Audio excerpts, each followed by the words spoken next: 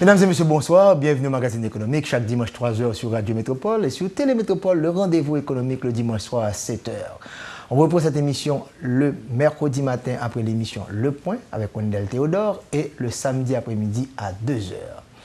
Chaque année, nous avons décrété au niveau de Télémétropole, Radio Métropole et le groupe Croissance le mois de la finance. On célèbre ça tant à la radio qu'à la télévision et toute une semaine, on ne parle que de la finance au niveau de certains hôtels dans la capitale haïtienne.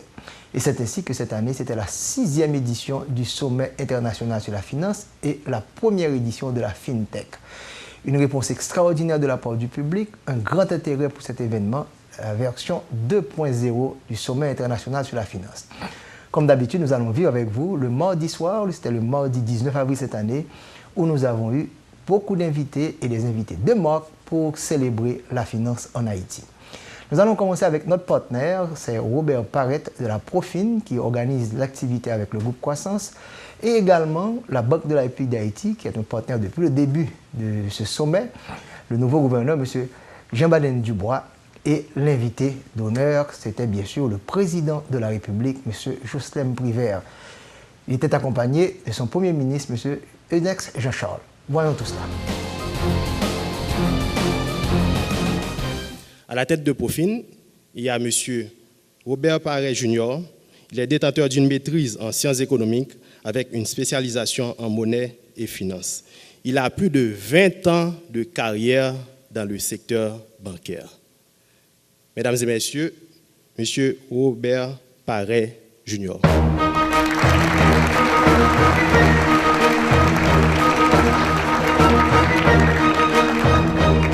Avant tout, permettez que je commence par remercier Groupe Croissance SA et la Banque de la République d'Haïti d'avoir accueilli Profine au rang des partenaires officiels de ce rendez-vous annuel de la communauté financière désormais incontournable. Cette marque de confiance et de reconnaissance est hautement appréciée par le conseil d'administration de Profine que j'ai l'honneur de présider. Profine et tous ses cadres sont heureux d'apporter leur contribution à cette initiative qui suscite chaque année un intérêt grandissant. Des intervenants locaux et internationaux, des entreprises, des promoteurs de projets, la presse et le grand public en général y sont de plus en plus intéressés. C'est l'occasion pour moi de saluer publiquement le mérite de Groupe Croissance, entreprise visionnaire qui n'a jamais ménagé ses efforts pour participer à la diffusion des concepts économiques et financiers à l'intention du public le plus large possible. Mesdames et messieurs, je vous invite à vous joindre à moi pour applaudir ces travailleurs inlassables sans qui le monde de la finance haïtien ne serait pas tout à fait le même.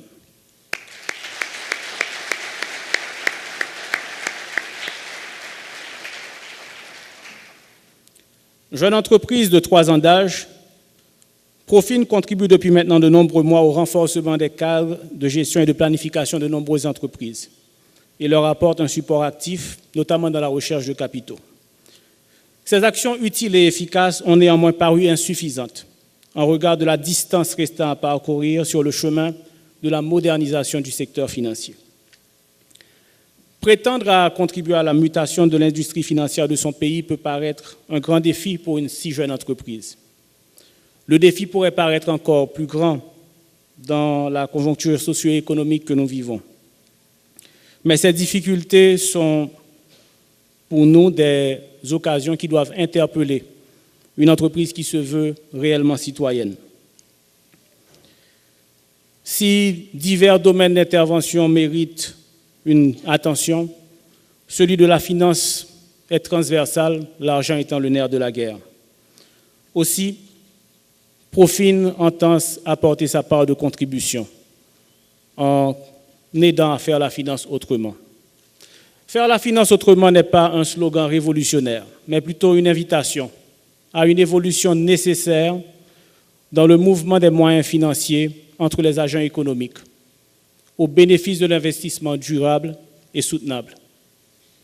Faire la finance autrement, c'est créer des produits financiers adaptés qui permettront à des épargnants d'accéder à des choix plus larges de placement financier. Faire la finance autrement, c'est aussi créer des participations au bénéfice d'un plus grand nombre d'acteurs au rendement des capitaux. C'est aussi contribuer à dégager des ressources de long terme indispensables à des projets qui ne sont pas soutenables avec l'unique accès au crédit bancaire. C'est aussi connecter la diaspora haïtienne par l'investissement en mettant en place des canaux efficaces et fiables de mobilisation des ressources. Faire la finance autrement, c'est enfin créer des conditions d'accès à des capitaux pour des entrepreneurs dont les projets ne verront jamais le jour sans une base de capital adéquate. Faire cette finance autrement a donc requis que Profin se dote de moyens allant au-delà des capacités de ses cadres qui ont contribué à son succès au cours des 3 dernières années. Ainsi, mesdames et messieurs, il me fait plaisir de partager avec vous que Profin est désormais pourvu du statut de société de promotion des investissements. Ce statut est attribué par la Banque de la République d'Haïti, conformément aux dispositions de la loi du 14 mai 2012, relative aux banques et autres institutions financières. Il donne à Profin la capacité désormais d'intervenir en tant qu'intermédiaire dans le cadre d'opérations de placement de titres auprès du public. Rappelons que l'article 191 de cette même loi établit que l'autorisation préalable de la Banque de la République d'Haïti est requise pour toute émission de titres auprès du public. Tout en maintenant donc la supervision de la BRH sur les transactions financières publiques, l'évolution du cadre légal précise des modalités d'intervention en matière d'émission de titres et en fait une spécialisation dont Profin fait désormais son affaire. Je ne peux laisser passer cette occasion sans saluer la collaboration des dirigeants de la Banque de la République d'Haïti, notamment le conseil d'administration, la direction de la supervision et la direction des affaires juridiques. Leur disponibilité et leur conseil ont grandement contribué à l'atteinte de notre objectif. Je tiens également à saluer le dévouement de mes collègues du conseil d'administration, dont l'expérience, le professionnalisme et la rigueur ont été des atouts essentiels à l'accomplissement de cette étape. Vous comprendrez que des acteurs aussi importants du monde de la finance locale et régionale aient accordé leur temps et leur confiance à notre projet et été d'ores et déjà perçus par nous comme un gage de succès. Je tiens donc à les remercier. Je tiens également à remercier nos cadres et employés, dévoués depuis le début, nos actionnaires, mais nos remerciements vont surtout à nos clients qui, depuis les premiers jours de Profin, au mois d'avril 2013, n'ont cessé de nous faire confiance. Vous nous avez fait confiance et confié vos projets, vos besoins, vos obstacles et vos opportunités. En 3 ans, nous avons fait ensemble un long chemin. Planification stratégique, ingénierie financière, opération de cession ou d'acquisition d'entreprise, levée de capitaux ou simple conseil. Vous avez fait choix de nous selon vos besoins. Nous vous avons servi au mieux de nos compétences et de l'expérience diversifiée de notre équipe.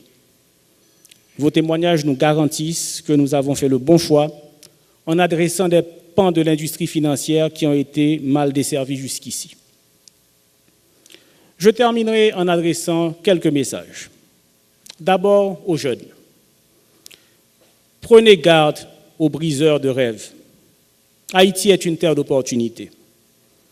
Il est de la responsabilité de l'ensemble de la communauté de contribuer à la mise en place de conditions favorisant l'entrepreneuriat, la création de richesses et l'accès aux capitaux, notamment pour les jeunes.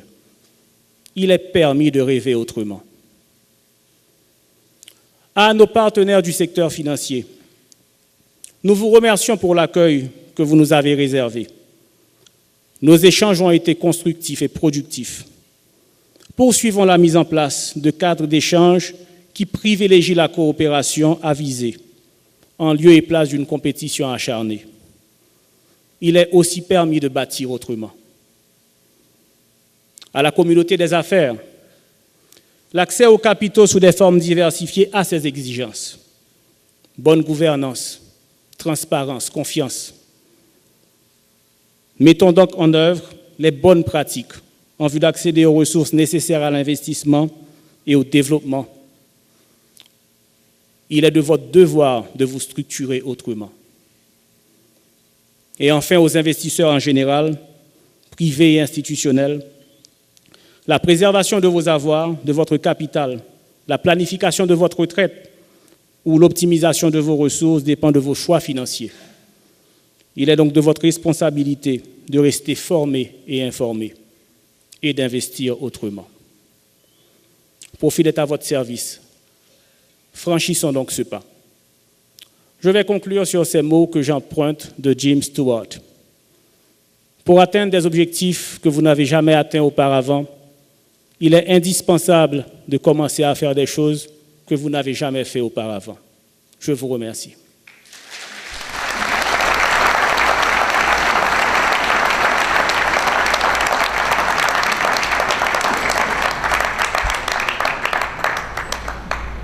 Nous avons donc le plaisir de saluer la présence du gouverneur, M. Jean Baden-Dubois, et de l'inviter à nous rejoindre sur le podium pour présenter ses mots de circonstance sous vos chauds applaudissements. M. Jean Baden-Dubois.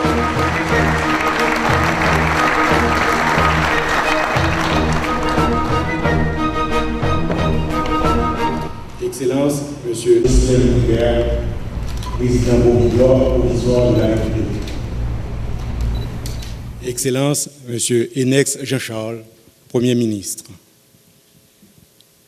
Honorables sénateurs et députés, Mesdames, Messieurs les maires et mairesses, Mesdames, Messieurs les membres des conseils d'administration des institutions bancaires et financières, chers collègues du conseil d'administration de la BRH, Mesdames, Messieurs les représentants des agences internationales de financement, chers invités, je me réjouis de l'opportunité que j'ai aujourd'hui dans le cadre de ce forum qui se distingue par les riches réflexions sur les grands enjeux marquant nos réalités économiques et financières, à m'associer à cette initiative combien louable et utile. Je me sens d'autant plus honoré que j'ai la mission de délivrer au nom de la Banque centrale l'adresse inaugurale dans l'une des sessions les plus prisées de ces assises. 2011-2016. Nous voici à la 6e édition du Sommet de la Finance. Cet événement se confirme donc résolument comme le forum où praticiens et académiciens d'horizons divers se rencontrent pour faire l'état des lieux et dégager des perspectives dans les domaines de l'économie, de la finance et des politiques publiques en général. Je voudrais tout d'abord saluer la constance du groupe Croissance et la détermination de son PDG, M. Kessner Farrell, que je vous demanderai d'applaudir.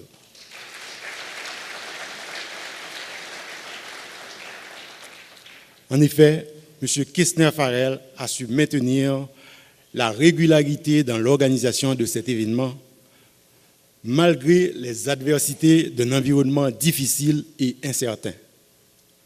Il est important de rappeler que la première édition a eu lieu une année seulement après le choc de 2010, dans un contexte particulier marqué par les coûts énormes encourus par notre société sur le plan humain, économique et sur le plan des infrastructures, ainsi que les effets, à l'époque, d'une économie effondrée venant de perdre 120% du PIB. Aujourd'hui encore, la 6e édition se déroule dans une conjoncture de transition politique qui entrave le fonctionnement normal des entreprises et des institutions. Des contraintes énormes où les autorités doivent d'une part faire un arbitrage serré entre les nombreux besoins prioritaires par rapport à des ressources de plus en plus limitées. Et d'autre part, gérer les anticipations pessimistes qui trouvent leurs expressions dans la rapide augmentation du taux de change et la montée des tensions inflationnistes. Ces anticipations pessimistes, rappelons-le, sont régulièrement alimentées par les incertitudes qui renchérissent les primes de risque dans un contexte de choc de nature endogène et de chocs exogènes multiples. qu'il soit lié par exemple à la baisse du prix mondial du pétrole et de ses impacts sur les ressources disponibles pour le financement des investissements publics ou aux catastrophes climatiques qui affectent sévèrement la production agricole, accroissant ainsi l'instabilité des prix relatifs. Chers amis, le thème sous lequel l'événement se déroule cette année renvoie à deux problématiques, deux déficits qui concernent deux variables clés et souvent jointes par interaction dans le processus de développement de notre économie. Le déficit de financement et le déficit des infrastructures. En effet, les besoins en infrastructures routières, énergétiques, agricoles et de production en général sont immenses et leur mise en place est contrainte par le manque de fonds disponibles au niveau du gouvernement et l'insuffisance de fonds consacrés par l'industrie bancaire et de la finance à leur développement. On n'insistera jamais assez sur le rôle premier des infrastructures dans la mise en place des conditions devant paver la voie à un sentier de croissance durable et inclusive. Pour cela, des réformes sont nécessaires à plusieurs niveaux pour adapter des ressources bancaires, généralement de court terme, au financement de ces projets de grande envergure. Diversifier les sources de financement par l'approfondissement du marché monétaire, promouvoir la création de marchés financiers viables et de marchés de capitaux dotés d'institutions préposées au partage des risques encourus dans les investissements de long terme. La loi bancaire de 2012 fournit déjà le cadre légal de référence pour le fonctionnement des sociétés de financement sous supervision de la Banque centrale. Et nous travaillons actuellement sur l'établissement d'une structure au sein de la BRH devant s'occuper de la création et de la supervision de marchés de capitaux. Nous nous réjouissons que les assises de cette 6e édition du sommet de la finance soient le lieu idéal pour alimenter les réflexions devant supporter les actions propres à faire avancer cet agenda. Mesdames, Messieurs, la BRH se félicite du support fidèle qu'elle apporte depuis le début à l'organisation des différentes éditions du Sommet de la Finance. Elle se félicite aussi de la participation active qu'elle investit dans les discussions soutenues et plein d'intérêt qui animent les sessions, parce qu'elle est consciente que les informations, la valeur ajoutée et l'éclairage qu'apportent les réflexions sur les choix économiques et l'orientation des politiques publiques sont utiles pour les policymakers, les investisseurs et les agents économiques en général. Nous sommes convaincus que pour former des anticipations cohérentes et rationnelles, un agent économique a besoin d'être informé et formé. L'ensemble des informations dont il dispose doit s'enrichir aussi bien des données que véhiculent les marchés que toutes les réflexions sur les questions de politique publique et de politique monétaire en particulier, qui affectent son mode d'allocation de ressources. À ce titre, l'intérêt de la BRH dans le sommet de la finance participe de la volonté de l'institution de réduire l'asymétrie d'information par une communication plus intense nécessaire à un meilleur mécanisme de transmission et une meilleure efficacité de la politique monétaire. Le fait par différentes entités publiques et privées de s'engager dans cet exercice consistant à discuter des questions économiques et financières et à en dégager des perspectives est on ne peut plus utile pour jeter la base qui permettra à l'efficience informationnelle des marchés de progresser sur une courbe ascendante. Le sommet de la finance crée un espace de dialogue interinstitutionnel et reflète ce que devait être une obligation de transparence des agendas des politiques publiques aux agents et institutions concernés par leur mise en œuvre. Dans ce sens, la BRH continuera de soutenir toute initiative concourant à une plus grande dissémination d'informations dans le but de diminuer la fracture informationnelle qui empêche les marchés d'exprimer la vérité des prix. C'est le vœu du conseil d'administration de la BRH que j'ai l'honneur de présider et qui travaille par ailleurs sur un ensemble de projets dont certains tranchent quelquefois avec l'orthodoxie traditionnelle des banques centrales. Ces projets trouvent leur justification dans le contexte d'une petite économie à faible revenu, dans laquelle nous nous faisons le devoir d'apporter un support institutionnel aux acteurs et aux secteurs productifs, indispensable à l'accroissement de la valeur ajoutée globale. En effet, contemplant la nécessité de dynamiser la production locale, dont notamment la production agricole, notre approche, tout en n'imposant aucune contrainte sur la distribution sectorielle actuelle du crédit, vise la mise en place des incitations pour le crédit à des secteurs stratégiques et à forte valeur ajoutée.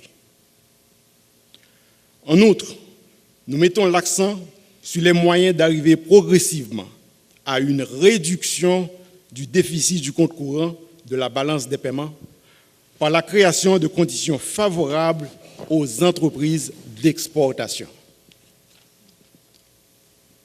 Nous pensons également qu'il est opportun de supporter le secteur privé de production par le renforcement des appuis techniques pour ce qui concerne particulièrement la formation vocationnelle. C'est là un socle solide pour la création d'emplois et pour la croissance économique en ayant à l'esprit le rôle du capital humain dans les modèles de croissance endogène et ensuite les obligations liées à notre mission établie par la loi de prendre toute initiative pour promouvoir la croissance. En général, un environnement socio-politique stable et la résolution des déséquilibres économiques sont nécessaires à la stabilité macroéconomique et à la stabilité durable du taux de change. Dans le contexte actuel où ces deux conditions se présentent comme des défis à relever, la BRH, tout en continuant à maintenir l'utilisation de ces instruments traditionnels de politique monétaire, travaille sur les moyens d'ajouter à sa posture des mesures allant dans le sens de l'attractivité de la gourde en vue d'encourager l'épargne en monnaie locale et diminuer le taux d'impatience des agents dans leur approvisionnement en dollars. Nous travaillons aussi sur la mise en place de mécanismes permanents de vulgarisation des informations économiques et financières comme un élément central de notre volonté de contribuer à l'effectivité et à l'implémentation de la stratégie nationale d'inclusion financière. C'est là, mesdames, messieurs, un ensemble de projets non exhaustifs, soit en cours d'implémentation, soit à l'étude, sur lesquels je travaille avec mes collègues du conseil d'administration et mon équipe à la BRH, et dont on pourra, au moment opportun, faire le bilan d'avancement et de réalisation. Enfin, je félicite encore une fois M. Farrell pour avoir créé cet espace de dialogue nécessaire entre les acteurs économiques. Je félicite également les lauréats de la finance en Haïti en saluant la mémoire de Guito Toussaint, Henri Bazin et l'ermite François qui sont partis bien trop tôt. Je vous remercie, mesdames, messieurs, de votre attention et vous souhaite une excellente soirée. Merci.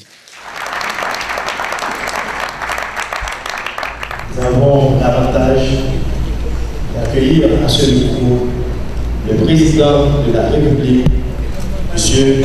Joseph Rivera.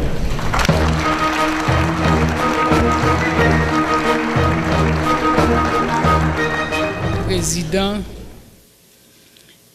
directeur général du groupe Croissance, Monsieur le Premier ministre, Monsieur le Président du groupe des parlementaires à l'écoute du peuple, Monsieur le Gouverneur et membre du Conseil d'administration de la Banque centrale, Messieurs et Mesdames les maires, Mesdames et Messieurs les membres de la finance, chers collaborateurs, membres de mon cabinet présents ici, Mesdames, Messieurs les invités, bonsoir.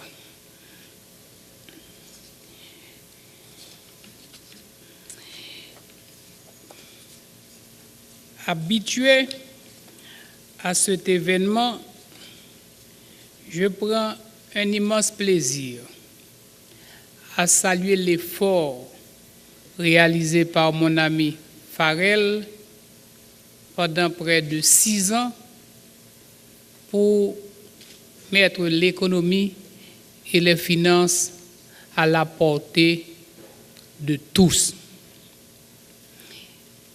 Ma présence ce soir à cet événement est la preuve du grand intérêt que j'ai toujours porté à ce grand rendez-vous annuel. D'année après année, passionné de l'économie et des finances, le citoyen, le sénateur, le président de la Commission économie et finances du Sénat, le président du Sénat et aujourd'hui président de la République, j'ai toujours pris, j'ai pris et je prendrai toujours plaisir à répondre présent à ce grand événement où des investisseurs, qu'ils soient nationaux et étrangers, se sont toujours donné rendez-vous pour être présents, vu l'importance des sujets qui y sont traités. Les différents thèmes ont tourné autour de différents sujets qui nous intéressent. Les finances publiques, les finances municipales, le grand thème, les infrastructures, autant de sujets qui nous intéressent. Si aujourd'hui, contrairement à l'année dernière, le groupe Croissance peut s'enorgueillir de compter sur la présence continue de plus d'une vingtaine d'organes des collectivités territoriales, ça veut dire que le message a été bien reçu et est passé. Les finances locales, indispensables corollaires de la décentralisation, sont indispensables. Et c'est Alain Périfide qui dit la décentralisation des responsabilités implique la décentralisation des moyens.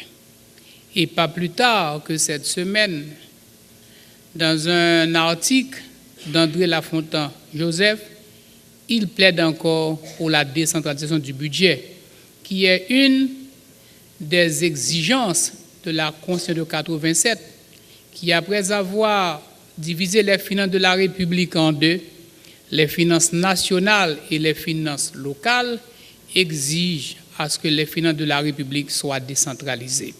Et c'est aussi un des thèmes qui a été développé au cours de ces assises. Les finances publiques, pour reprendre Gilbert Orsoni, toute politique gouvernementale, qu'elle vise des réponses à une situation conjoncturelle ou qu'elle vise une situation structurelle, cette politique a besoin de ressources.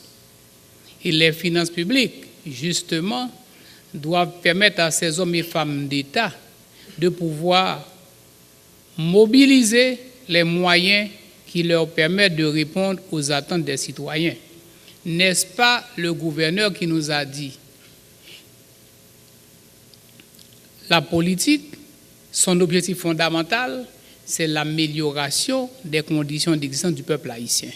Cette amélioration exige que des fonds soient mobilisés, exige à ce que les citoyens acceptent de renoncer à une partie de leurs ressources pour les mettre à la disposition de l'État pour que l'État puisse répondre aux besoins de ses citoyens. C'est de ça qu'il s'agit. Ces autorités de l'État qui reçoivent les ressources des citoyens pour les mettre à la disposition des citoyens en quête d'amélioration de leurs conditions d'existence, exigent aussi la reddition de comptes. Et cette reddition de comptes, c'est l'indispensable corollaire de la démocratie représentative.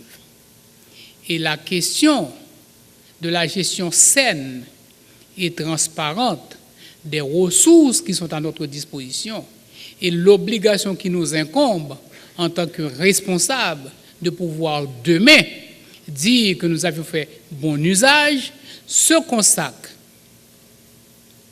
par la possibilité d'obtenir des charges de cette gestion.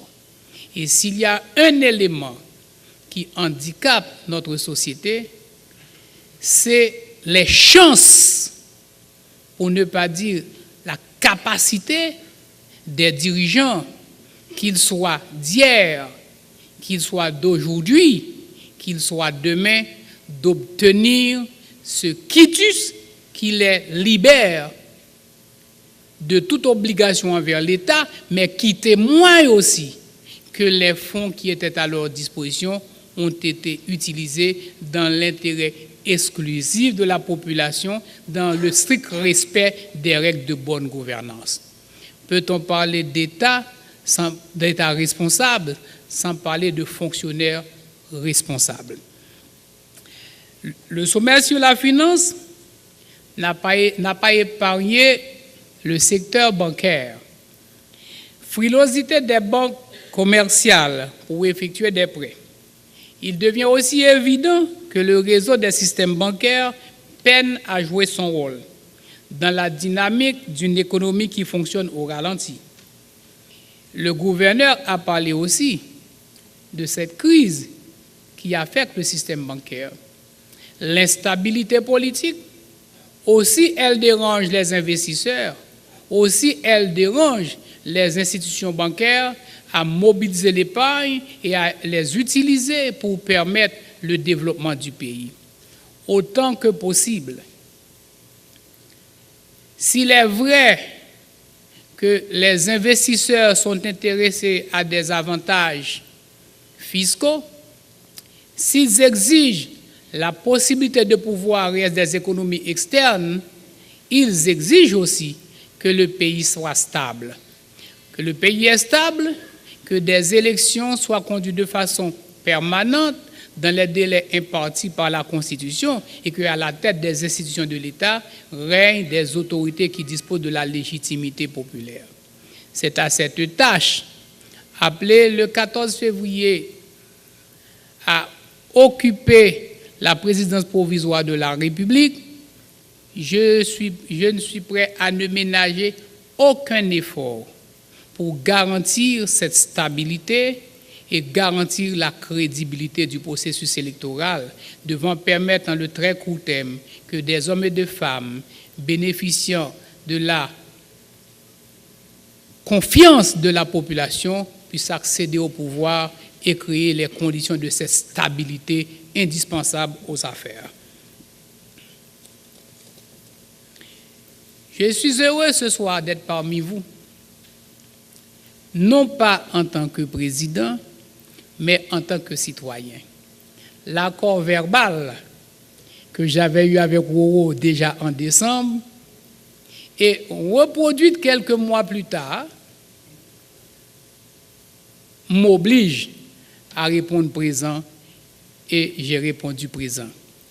La promesse que je peux faire, c'est de dire à Roro, mon ami, et à vous tous, amis de la finance, que l'année prochaine, à pareille heure, je serai avec vous en tant que simple citoyen. Je vous remercie.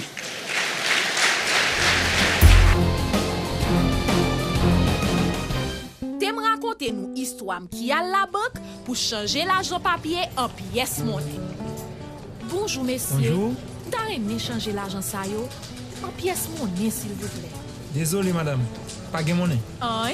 Mes amis à qui sa banque ça utile même. Li pas jamais de monnaie. Ça fait me songer problème te gen ak yon client. Client, pas de monnaie de goût et demi. Pour ti surette pour passer dans bouche là. Chéri amour, c'est pas l'argent, mais monnaie en pièces c'est l'argent. C'est pas bon petit monnaie non. Comment on va le compléter comme camionnette là? Moi pas décourager non. Moi t'ai passé dans l'autre banque. Bonjour. Bonjour, c'est monnaie en pièces ou besoin? Mais banque qui fait travail li. M'a tout quitté l'autre banque qui pas bon service là. Merci en pile. Inquiète-toi belle madame, nous là pour nous servir. Toujours marcher avec pièce monnaie. Comme ça, ou toujours payer ça ou pour payer sans été ni mettre. Banque centrale gen monnaie 5 kob, 20 kob, 50 kob, goud ak 5 goud. Monnaie banque pour la ba ou monnaie, c'est droit ou et c'est des voiles pour le servir. Pas pran priya nan men aucune banque parce que banque centrale bay toute banque monnaie. Chaque année, il y a des innovations au niveau du sommet. Cette année, nous avons décidé d'honorer les médias. Comme vous savez, une année, on avait un thème pour une meilleure gouvernance en Haïti. Et on veut renforcer la gouvernance en Haïti et ce n'est pas un sujet local, c'est un sujet mondial. Tout ce qui se passe au niveau international aujourd'hui, Panama's Papers, les médias qui s'occupent d'investigation financière. Et celui qui a retenu notre attention, c'est le journaliste de Le Nouvelliste. Nous voulons parler de Robertson Alphonse, qui a écrit toute une série de papiers sur, bien sûr, la situation de Petro-Caribé en Haïti. Et il a reçu le prix cette année et il était accompagné de M. Franz Duval, car c'est le Nouvelliste qui a publié le papier et nous avons donné un certificat à le Nouvelliste. Regardons cela. Il s'agit tout simplement de récompenser son professionnalisme pour un travail d'investigation financière réalisé sur le dossier de Petro-Caribé. Et quand on parle de Petro-Caribé, on voit le financement du budget national. Cette personne n'est autre que le journaliste Robertson Alphonse.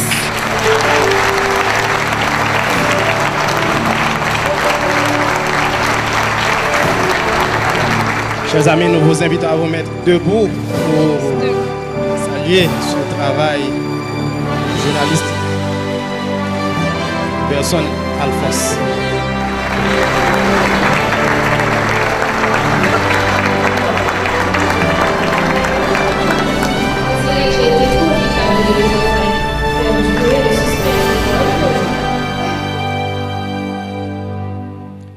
Groupe Croissance, Sommet de la Finance, Haïti 2016, 6e édition.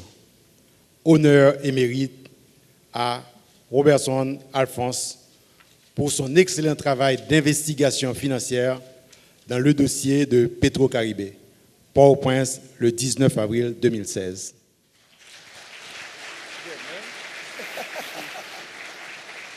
En 4 mots, je suis surpris, vous l'avez compris, je ne savais pas que j'allais recevoir cette reconnaissance, cette distinction. Surpris de cette reconnaissance que je partage, bien entendu, avec mes collaborateurs au journal, avec mon patron, Franz Duval, avec le secrétariat de rédaction, avec tous mes collaborateurs immédiats qui sont à mes côtés et qui me poussent à aller au fond des choses. Franz, qui est au fond de la salle, merci pour le support, et à mes collègues du Nouvelliste, merci. Je partage aussi cette distinction avec M. Farel, qui contaminait, même j'en contaminé un paquet de monde dans le pays depuis 20 ans, avec ce plaidoyer incessant qu'il fait pour la finance, qu'il fait pour la fiscalité. Ou quelque part, merci de nous avoir permis de porter avec toi cette responsabilité et de prendre un tout petit peu le relais de ce que tu fais. Mais rapidement, après avoir souligné tout ça et dit naturellement merci, moi je crois que rapidement, Mchitala, à côté de Mme Jabariam, peut-être essayer de trouver 2-3 petits mots pour donner un sens à ça.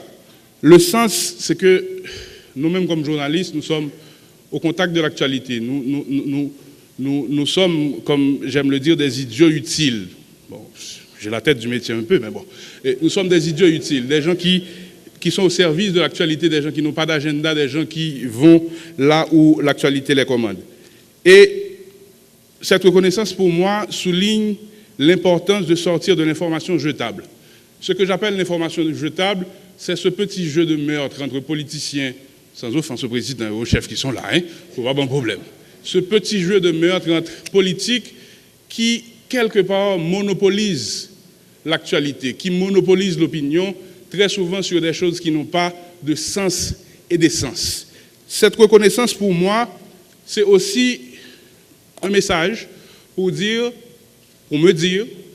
à mes pairs journalistes de continuer à aller en profondeur, de fouiller, de mettre devant l'opinion des sujets qui comptent, les vrais enjeux, comme évoqué tout à l'heure, sur la finance publique, sur la nécessité de rendre des comptes, sur la bonne gouvernance, sur la responsabilité fiscale et sur des sujets qui concernent les citoyens au quotidien. C'est rageant quand on écoute une édition de nouvelles, que l'on écoute aucune information, par exemple, sur le travail du Conseil supérieur des salaires, à un moment où le taux d'inflation est de 14%, il y a des cotes de plus de 33% de la gourde, et que les gens de la classe moyenne travaillent, galèrent, et personne n'évoque la situation de leur salaire. Voilà. Donc, moi-même, en acceptant ça, je dis merci, et je prends aussi un engagement pour continuer, sans mettre des personnes, à aller en profondeur. Merci en pile.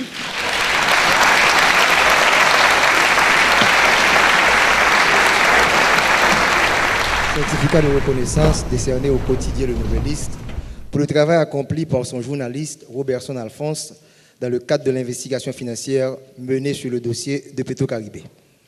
Port-au-Prince, 19 avril 2016. Franz Duval. Je remercie le groupe Croissance, je remercie les organisateurs du Sommet de la Finance.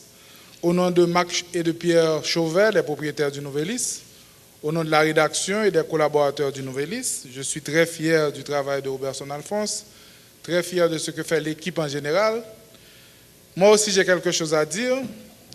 Les articles sur Petro-Caribé sont l'illustration de 2 ou 3 petites choses qui se passent dans la société haïtienne. Beaucoup d'argent a été dépensé après le 12 janvier. Beaucoup d'argent a été dépensé depuis 2008 que nous avons les fonds Petro-Caribé. Beaucoup d'argent a été dépensé à travers le budget national. Nous ne savons toujours pas dépenser, nous ne savons toujours pas contrôler. Et nous nous refusons toujours à la transparence.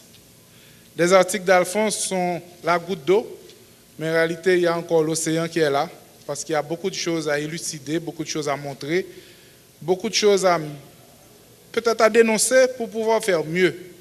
Parce qu'en réalité, ce qui se passe ces jours-ci avec la presse, avec les papiers de Panama ou bien les autres scandales, on finira par savoir ce que vous faites, messieurs de la finance, puisque c'est vous qui êtes là ce soir.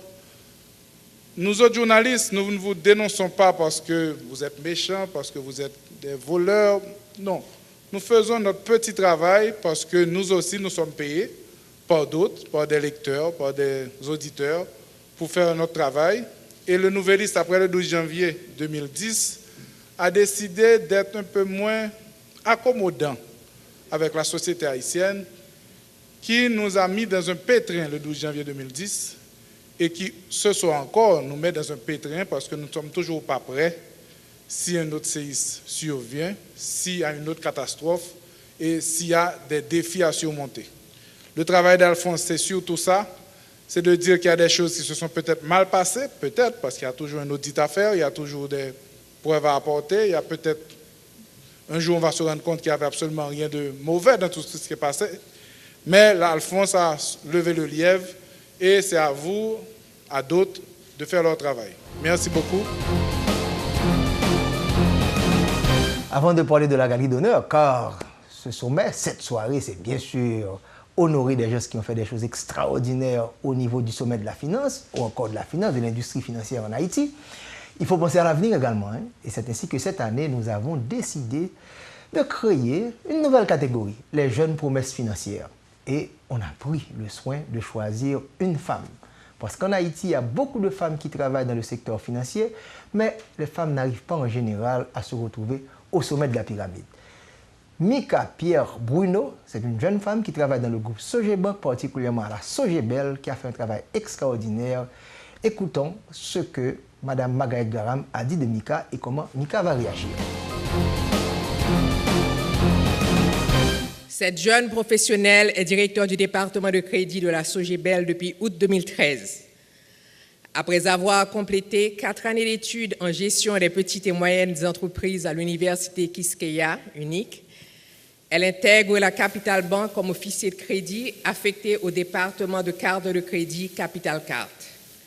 Entre 1999 et 2004, les promotions obtenues lui permettent d'acquérir de l'expérience sur plusieurs segments du crédit bancaire, le crédit commercial, le crédit à la consommation, le marché des cartes de crédit et le crédit au logement. En 2004, elle rejoint la Société Générale de Banque Sogebank comme officier de crédit intermédiaire affecté au crédit des grandes entreprises. 4 ans plus tard, elle est promue officier de crédit senior, gérant un portefeuille composé de plusieurs grands débiteurs du système bancaire haïtien et évalué à 3,5 milliards de gourdes en moyenne. Sur recommandation de la Sogebank, elle s'inscrit à une formation de 2 années offerte par l'Institut technique de banque de France en partenariat avec l'APB et décroche une maîtrise niveau 1 en technique bancaire. Sous sa direction, le portefeuille de crédit de la Sogebel a cru de septembre 2013 à septembre 2015 de 41%, soit une hausse de 1,60 milliard de gourdes.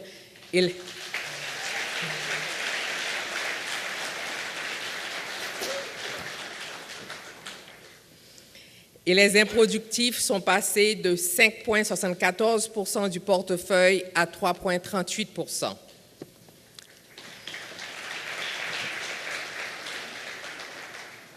Cette jeune professionnelle fait actuellement partie bénévolement d'un projet de la Sogebank comme coach visant à encadrer les managers du groupe. Elle est mariée et mère de 2 enfants. Permettez-moi, mesdames, messieurs, de vous présenter la professionnelle en question, Madame Mika Pierre Bruno.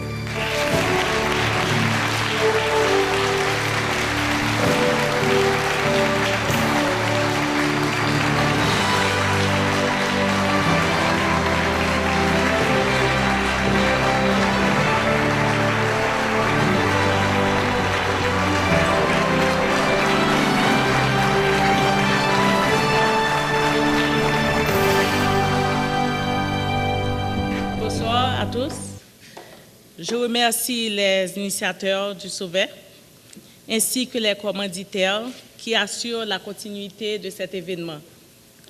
Je suis très honorée d'avoir été choisie pour recevoir ce prix par des hommes et femmes qui ont marqué le monde de la finance en Haïti.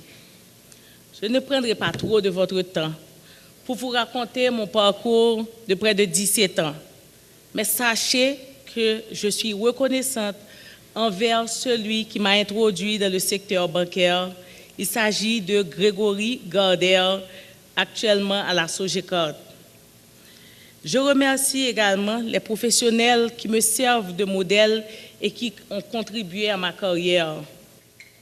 Pour avoir bénéficié de cet encadrement, je crois fermement au partage de la connaissance, du savoir-faire et à l'épanouissement de toute l'équipe sous ma supervision. Mon travail a toujours été guidé par l'honnêteté, l'intégrité, le professionnalisme envers chaque client, quelle que soit sa catégorie sociale ou les revenus qu'il rapporte à la banque, ainsi que par le souci de bien faire et par une recherche constante de perfectionnement. Je dois vous avouer que le premier modèle pour moi n'a jamais été trop loin.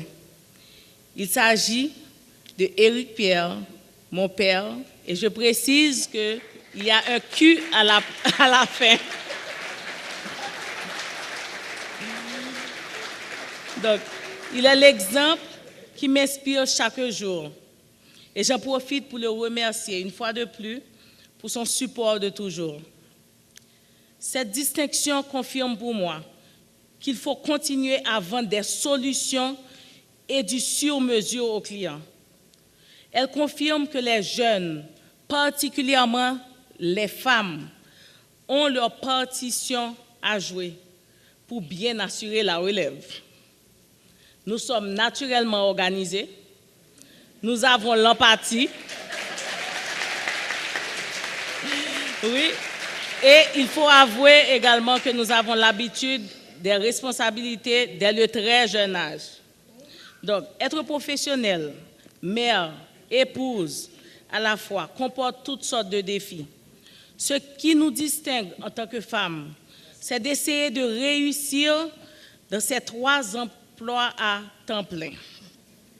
Celui qui me facilite cette tâche est mon meilleur ami, mon époux, Stéphane Bruno. Merci. Merci pour ta patience, tes encouragements, ton amour. Un grand merci à mon support système, mes amis de toujours et aux collaborateurs qui m'honorent par leur présence ce soir. Bonne soirée. Nous allons avoir la directrice générale de la Banque centrale, l'une des rares femmes à se retrouver au sommet du système, Georgette Jean-Louis. Sommet international de la finance, Haïti 2016, 6e édition. Groupe Croissance SA et Profine, honneur et mérite à Mika Pierre Bruno pour son sens de leadership et le modèle qu'elle représente pour les jeunes professionnels LE, évoluant dans le secteur financier haïtien. Port-au-Prince, 19 avril 2016.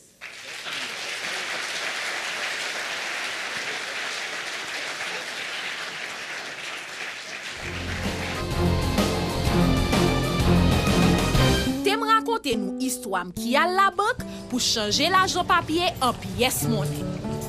Bonjour messieurs. Bonjour. T'arrêtez changer l'argent ça yo en pièce monnaie s'il vous plaît. Désolé madame, pas de monnaie. Hein? Mes amis attends, à qui sa banque ça utile même. Li pas jamais de monnaie, ça fait me songer problème te gen à qui on client.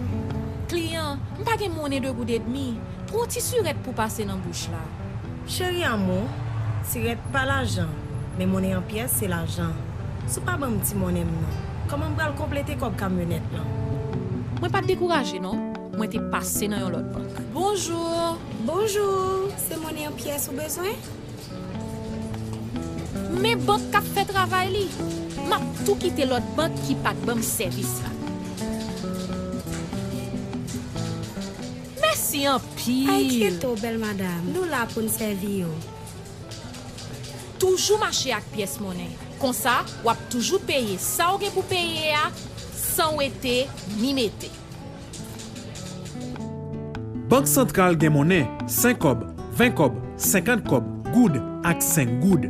Mande banque pour la ba ou monnaie. C'est droit ou et c'est des voiles pour le servir. Pas pran priya nan men aucune banque parce que banque centrale bay toute banque monnaie. Et pour la galerie d'honneur, ceux et celles qui ont fait des choses extraordinaires pendant les années, on a eu 2 nouvelles têtes. Quand je dis 2 nouvelles têtes, elles ne sont pas aussi nouvelles que cela. Bien sûr, c'est des personnalités qui ont brillé dans le secteur financier pendant des années. Il y a eu tout d'abord M. Boniver Claude, ancien gouverneur de la Banque centrale, qui a travaillé et qui travaille toujours, ça fait 50 ans dans le système bancaire haïtien. Il a donné beaucoup à ce système. Pour le présenter, l'ancien gouverneur de la Banque centrale, M. Charles Castel. Je me réjouis de cette distinction qui honore ce soir l'action qu'a menée Boniver Claude pendant toute sa vie professionnelle. Je suis heureux de voir ainsi reconnue cette belle carrière faite de rigueur, de dévouement et de compétences, et les éminents services rendus à la collectivité en tant que banquier central, professionnel et éducateur. Boniver Claude a accédé au poste de gouverneur de la Banque centrale après une longue et brillante carrière où il s'est rapidement signalé à l'attention de ses supérieurs, du professeur Serge Foucan au gouverneur Antonio André. Diplômé en comptabilité et lauréat au concours organisé par la Banque centrale en décembre 1965, il y entre en janvier 1966 comme caissier à 21 ans. Il termine sa licence en 1967, lauréat de sa promotion à la faculté de droit et des sciences économiques de l'Université d'État d'Haïti, ce qui lui vaut d'être recruté à la direction des études économiques par le professeur Serge Foucan. Bien connu pour sa vigueur intellectuelle, sa rigueur professionnelle et son inclination presque naturelle à encourager et à aider les jeunes à se développer. Ce mentorat lui permet de consolider sa formation d'économiste monétaire dont les fondements théoriques ont été renforcés au Fonds monétaire international, à la Fed de New York et à la Federal Reserve Board à Washington. Sa rencontre avec Antonio André marque un tournant dans sa carrière.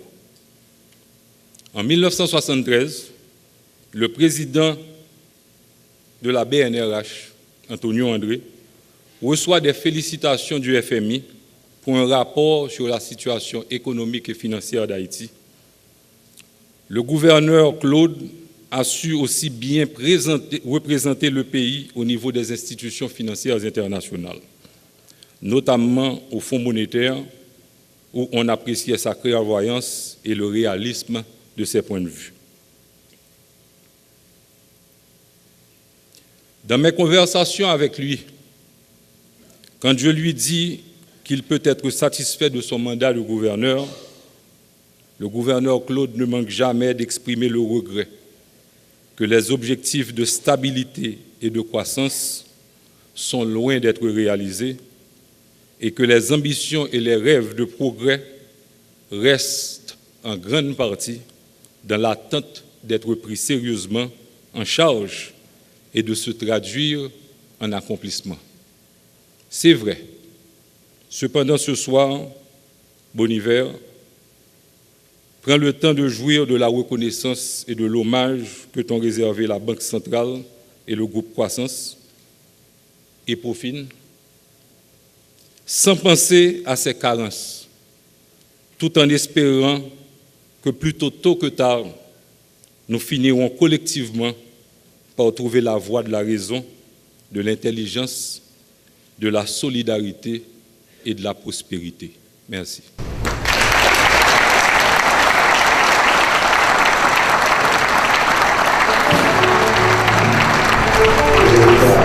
Le PDG du groupe Croissance, du président de la République, du gouverneur de la Banque de la République d'Haïti, M. Robert Paul.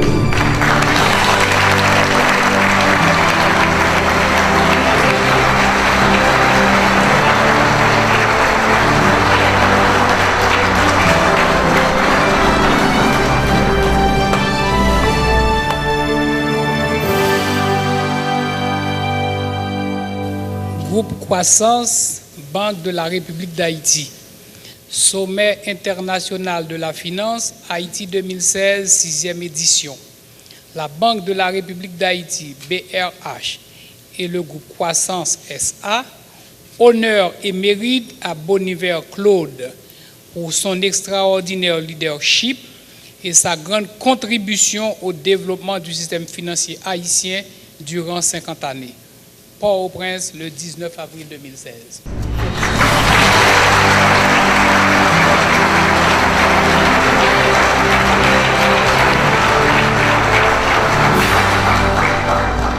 Distingués invités, la cérémonie de ce soir est pour moi chargée de symbolisme.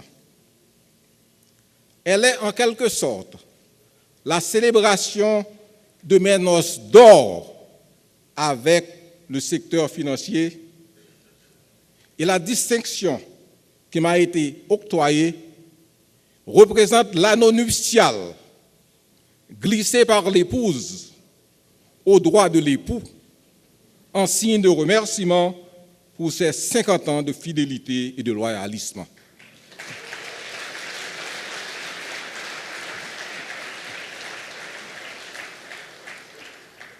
Laissant libre cours à mes souvenirs, je me revois ce matin du 17 janvier 1966 à 21 ans.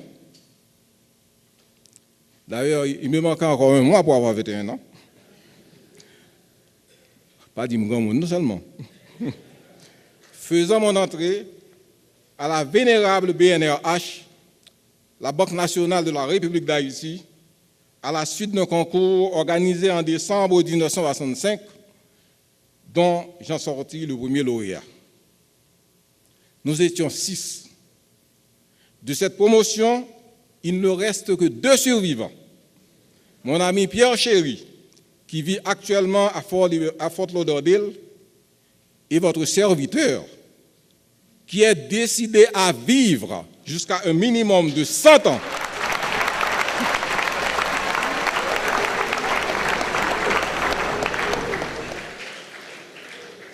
Mais avec son organisme fonctionnant parfaitement bien et dont toutes les pièces auront défié l'usure du temps.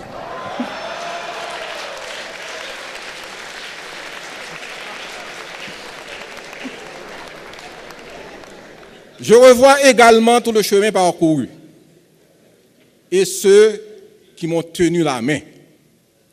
Je cite mon chef de service, l'économiste Serge Foucan, qui m'a initié à la rigueur du travail, m'a encouragé à l'étude et à l'acquisition constante de nouvelles connaissances. Je lui sais gré de m'avoir guidé dans ma carrière et de m'avoir finalement introduit à mon mentor, le président directeur général de la BNRH, M. Antonio André, devenu par la suite le premier gouverneur de la Banque centrale à la création de la BRH le 17 août 1979. Le gouverneur André est passé à l'histoire comme une icône pour ses nombreuses réalisations dans le secteur économique et financier haïtien. Il a été, jusqu'à date, la seule figure qui ait réussi à fêter ses 50 ans de présence active dans le secteur. J'ai eu le privilège de délivrer le discours de circonstance en cette occasion. Par la suite, j'ai eu à prononcer son oraison funèbre au cours de ses funérailles officielles. J'étais alors le gouverneur de la BRH. Il n'y a aucun doute que là où il se trouve, il est heureux de me voir atteindre ce record de 50 ans de présence professionnelle dans le secteur de la finance haïtienne. Je vous en remercie.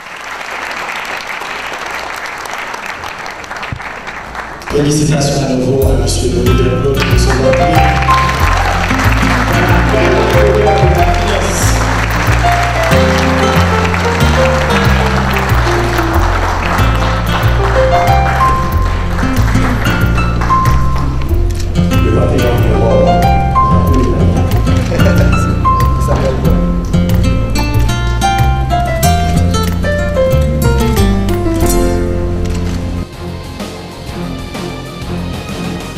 Pour terminer, Madame Marie-Carmel Jean-Marie, également qui a travaillé à la Banque centrale, qui a une carrière également au niveau du ministère de l'économie et des finances, ancien ministre de l'économie et des finances, et nous allons voir comment il a été présenté par l'ancien ministre de l'éducation, M. Nesmi Maniga, et bien sûr quelques propos de Madame Marie-Carmel Jean-Marie.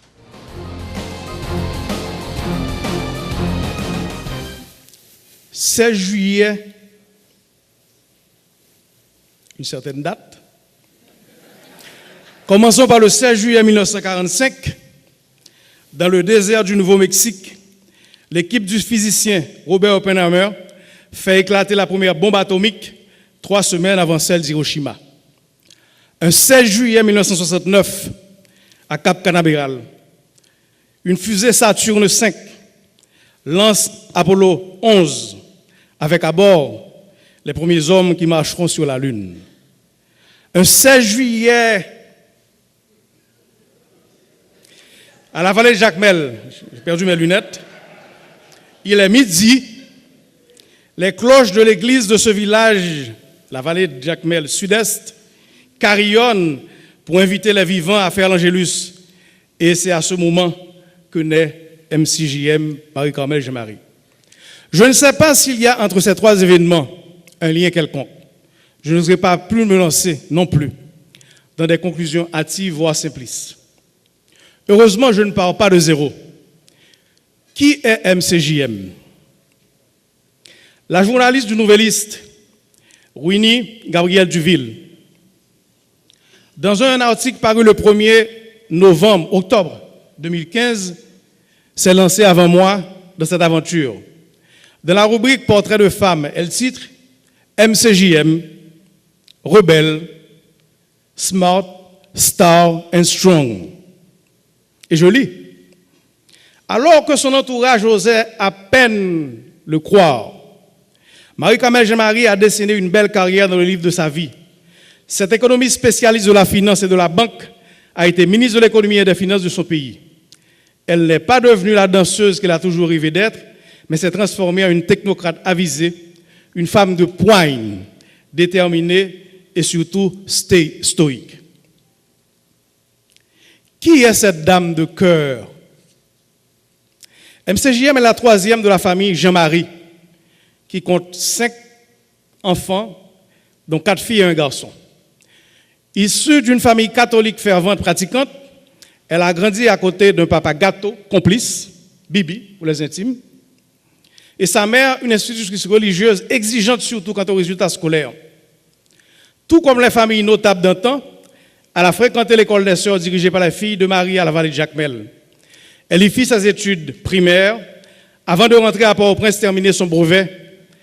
Malgré son côté espiègle, qui la faisait se sauver avec ses collègues en empruntant des sorties inimaginables que je tairai ce soir, après être même descendu du balcon de la résidence en glissant de la corde du clocher de la pension où elle résidait pour aller au carnaval au Bel-Air.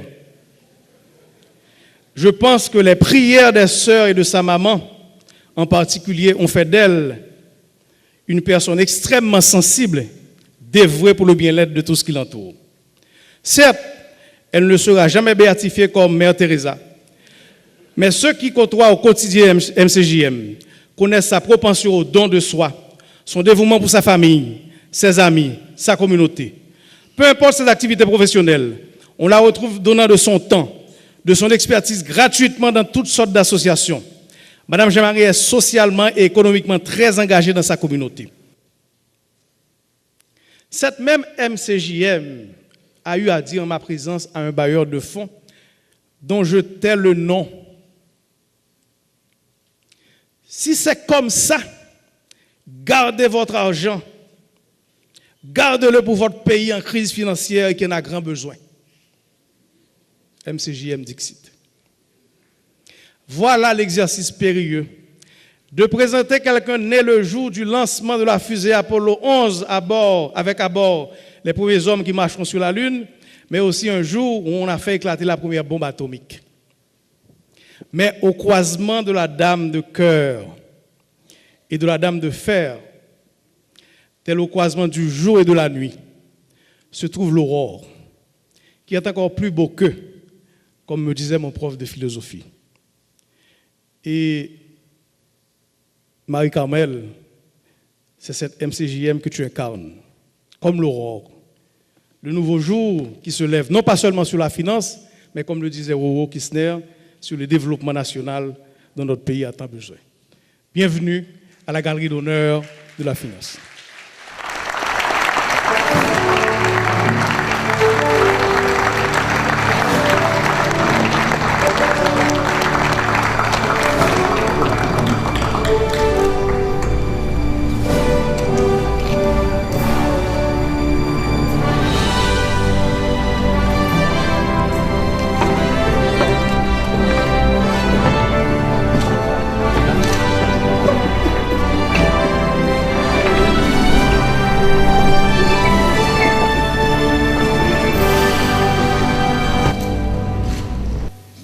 Croissance, Banque de la République d'Haïti, Sommet international de la finance, Haïti 2016, 6e édition.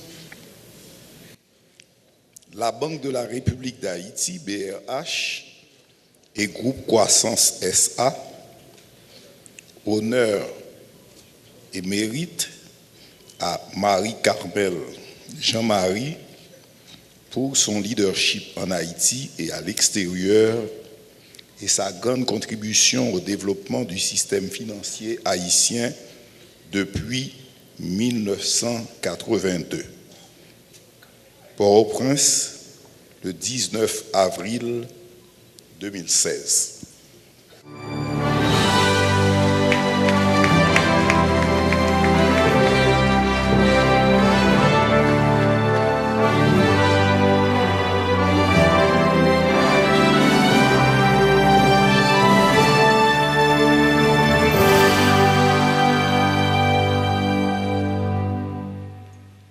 Bonsoir tout le monde.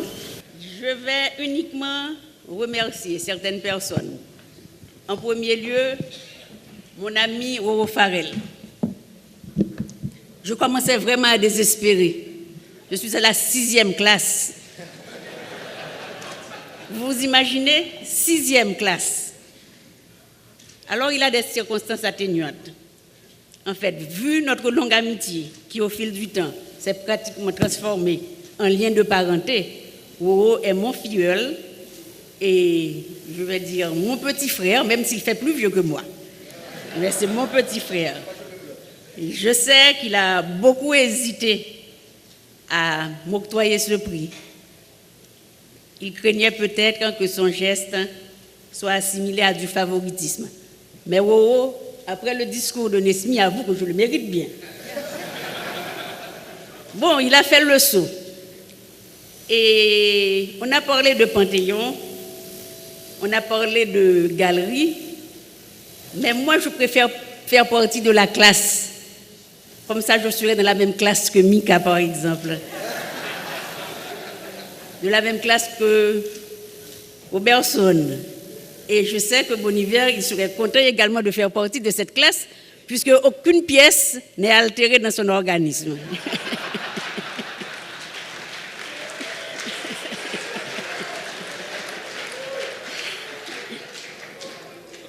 Je dois remercier Roro également pour le choix de ma classe. En fait, je partage les honneurs aujourd'hui avec l'une de mes plus brillantes étudiantes de l'Institut technique de banque, Mika. Je dis l'une parce qu'il y en a eu beaucoup, j'ai eu beaucoup d'étudiants et d'étudiantes très brillantes à l'Institut technique de banque où j'ai eu à dispenser le cours d'économie et marché financier de capitaux. Je suis heureuse également de partager la classe de Robertson. Celui-là, il a failli me faire lyncher par mes collègues ministres lorsqu'il a publié son fameux article sur les comptables publics. Il y a eu même un de mes collègues après, disons, le jugement, parce que j'ai été appelé en jugement, parce qu'on m'accusait d'avoir fourni des informations secrètes à Robertson pour son fameux article. Et il y a eu un de mes collègues qui a eu à dire « Elle se prend pour Jeanne d'Arc !» Et moi, je lui ai répondu « Dommage, je ne suis plus pucelle. » Donc, Robertson, je suis heureuse et fière de faire partie de votre classe également.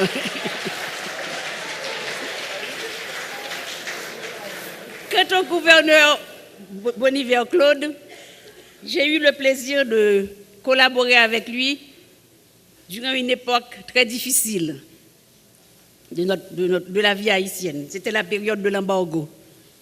Il fallait non seulement gérer l'approvisionnement du pays en produits stratégiques comme les produits pétroliers et les médicaments, mais il fallait surtout éviter une crise bancaire avec l'escalade du taux de change et la crise de numéraire.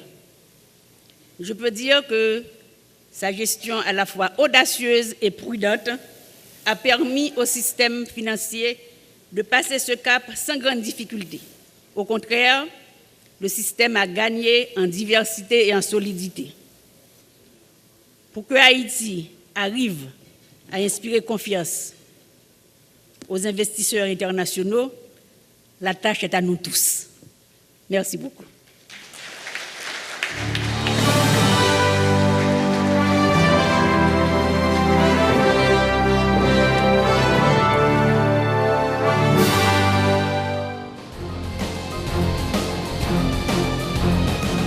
Voilà, chers téléspectateurs, téléspectatrices, ça a été encore un plaisir de partager avec vous ce qui s'est passé dans la soirée du sommet de la finance. On aura certainement à revenir sur ce sommet.